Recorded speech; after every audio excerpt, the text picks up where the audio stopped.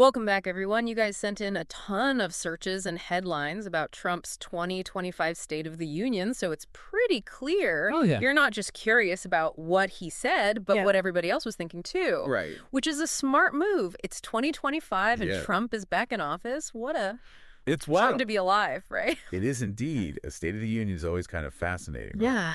It's a little glimpse into where we are as a country. Yeah. What are people worried about? What's on the agenda? For sure. And with Trump, it's practically guaranteed Oh, yeah. to spark some debate. Okay, so let's dive right into these search terms. Right. The sheer volume of searches for things like what time and how to watch is crazy. I know. It's like the Super Bowl of politics. You're not wrong. And that's not really surprising for a State of the Union, but Right. Trump just seems to magnify that effect. Uh-huh. You know, he knows how to capture the public's attention for better or for worse. Yeah. People tune in to either cheer him on or tear him apart.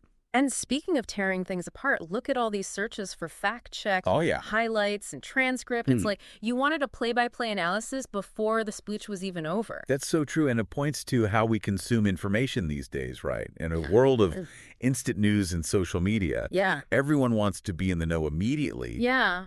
but doesn't necessarily have the time to watch a whole speech. Right. Plus, there's that layer of distrust, like wanting to verify everything. No, for sure. You know? Absolutely. Now, here's where it gets juicy.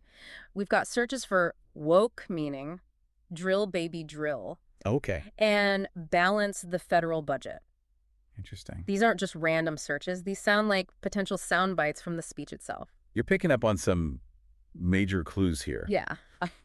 Woke, obviously, speaks to the ongoing culture wars. Yeah. Drill, baby, drill hints at energy policy. Uh-huh. And balance the federal budget suggests those economic anxieties. It seems like Trump was hitting on some pretty familiar hot-button issues. And check this out. Searches for names. Okay. Nancy Pelosi, AOC, Hakeem Jeffries, so those are expected. But Yeah. Mike Johnson, Mm-hmm. who is this guy and why were you searching for him? Ah, that's a key detail. Yeah. In this alternate 2025, Mike Johnson is the Speaker of the House. Whoa, hold on. Yep. Mike Johnson is speaker. That completely changes the political landscape. It does. I'm suddenly way more interested in what Trump might have said with him in charge. It's definitely a significant development. Think about it. Different leadership in the House Right. can meet different priorities, different alliances, Yeah. a whole new set of challenges for the president. Okay, so we've got anticipation, controversial topics, a thirst for instant analysis, and a new power player in the House. Mm-hmm. This is already shaping up to be one heck of a State of the Union. It is. And don't forget all those searches about reactions, CNN instant polls, Yeah. Democrats' response, even mentions of specific commentators. It seems like you wanted to gauge the immediate fallout from the speech as well. Right, you wanted to know how everyone was interpreting the speech, who loved it, who hated it, and what it all meant for the future. It's like Right. you're looking for clues to decode not just the speech itself, but the entire political landscape surrounding it. Exactly. And that makes sense. In today's world, the immediate reaction to an event can be just as important as the event itself. For sure. Pundits, polls, social media, they all shape the narrative before the dust even settles. Okay, so we've established the context, the Right. players and the public's intense interest. Yeah. But now we need to go deeper. Okay. What were the actual issues Trump tackled in this speech? What were the key arguments and what clues do these searches give us about his strategy? Yeah. Well, let's dig into some of those specific policy areas you were curious about. Remember all those searches related to energy? Drill, baby, drill. Keystone Pipeline. Fracking.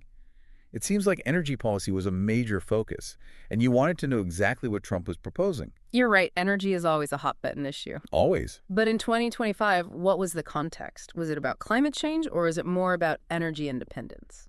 It seems to be a bit of both, honestly. Okay. But with a heavy emphasis on energy independence, we're seeing searches for energy independence, China energy, and even Russia oil.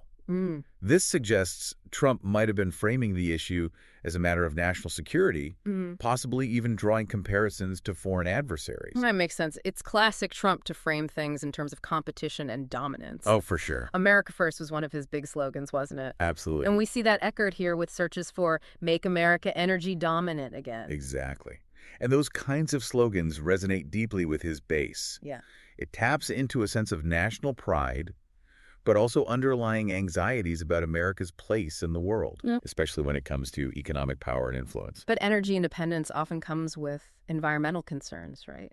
Yeah. Was he talking about climate change at all? He did, but not in the way you might expect. Remember that search term, woke, meaning? Oh, He actually used it in the context of climate change, Wow. calling it part of a radical woke agenda that's out of touch with the needs of everyday Americans. So he was basically flipping the script, turning climate change into a cultural issue rather than a scientific one. That seems to be the case. Yeah. And it's a clever strategy, politically speaking. By framing it as a cultural battle, he's able to appeal to his base, who might be skeptical of climate science, For sure. while also tapping into a broader sense of frustration with what some perceive as political correctness gone too far. And that strategy clearly worked, at least in terms of generating buzz. We're seeing a ton of searches related to climate change, green energy, and environmental impact, Yeah. but also terms like culture war, cancel culture, Mhm. and free speech. It seems like he managed to rile up both sides of the debate. He definitely knows how to push those buttons. Yeah. But remember, this is 2025.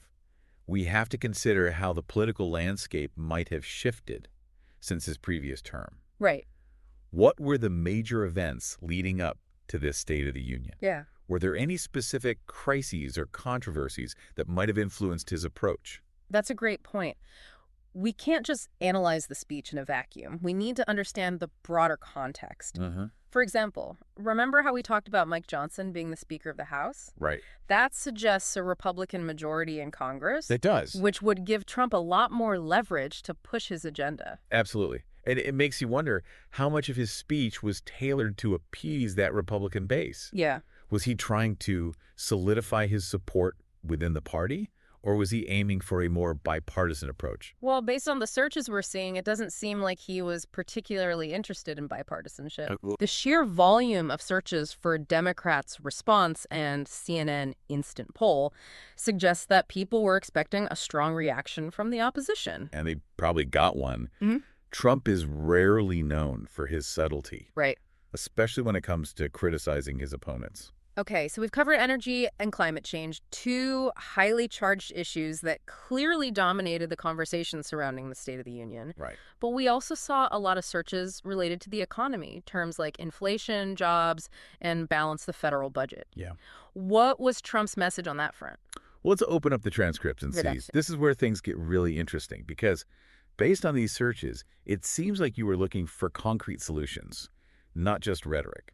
All right, we're diving into the transcript now, specifically the section on the economy. Remember all those searches about balance the federal budget?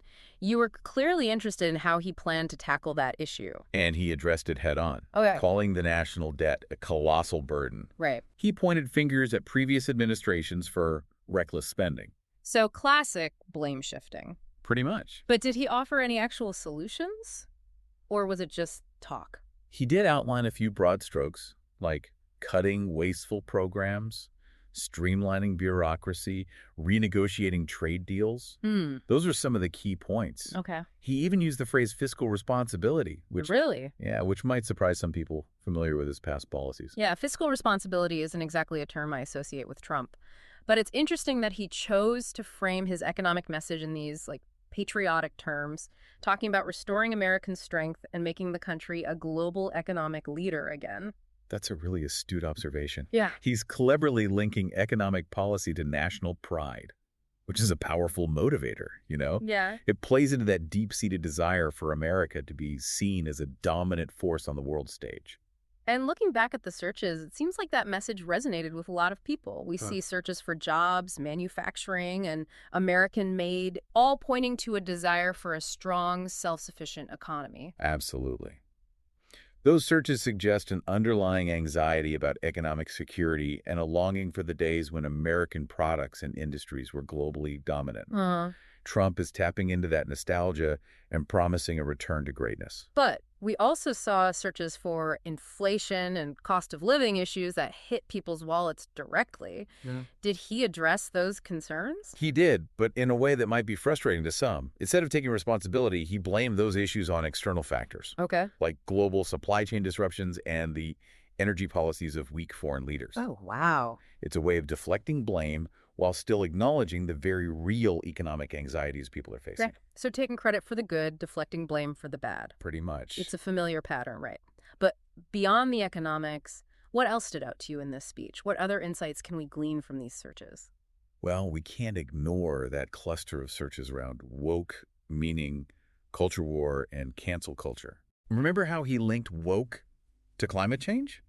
That wasn't the only instance. Yeah. He went on a whole rant about what he called the radical woke agenda, accusing it of, undermining American values and indoctrinating children. That definitely sounds like classic Trump, diving headfirst into the culture wars. Yep. It seems like no matter what year it is, some things never change. It's true. And politically, it's a smart move. Right. By framing things in such stark terms, he's galvanizing his base and energizing his opponents. Yeah. It's a way of ensuring that everyone's talking about him, whether they love him or hate him. And looking at the searches, it clearly worked. Yeah. Those terms spiked right after that section of the speech, sparking a firestorm of debate online. Oh, for sure. He knows how to get people riled up, that's for sure. He's a master of triggering those emotional responses. Yeah. Both positive and negative. And in a way, that's the essence of his political strategy. It's not about nuanced policy discussions. It's about creating a spectacle, dominating the news cycle, and keeping himself at the center of the conversation. So we've gone from basic searches about when and how to watch the speech, all the way to these deeper insights about political strategy, cultural anxieties, and economic concerns. It's amazing how much we can learn about the state of our nation just by analyzing what people were searching for.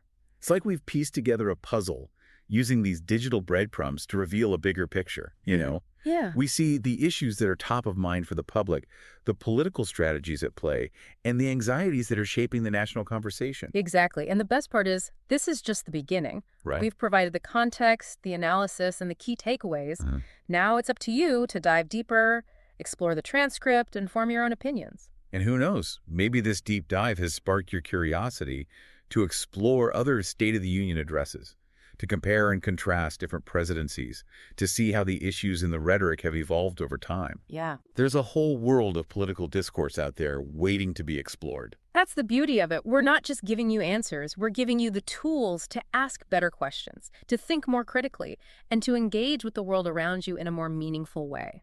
Exactly. So keep questioning, keep exploring, and keep diving deep. Until next time. Today is your lucky day. Today is the day that our $3 website works for you, paying you directly to your PayPal daily. Imagine $3 ongoing continuous payments to your PayPal account. Imagine falling asleep and waking up to $300 in your PayPal account. How would this make you feel? How could this help you? What bills could you pay? What kind of fun could you have? What does that retirement look like now? All for a one-time payment of $3. This website is DFY done for you, fully built and completely hosted, and never stops collecting payments for you. You have spent $3 on coffee on a regular, but that coffee won't help you create multiple streams of income. Click the link below.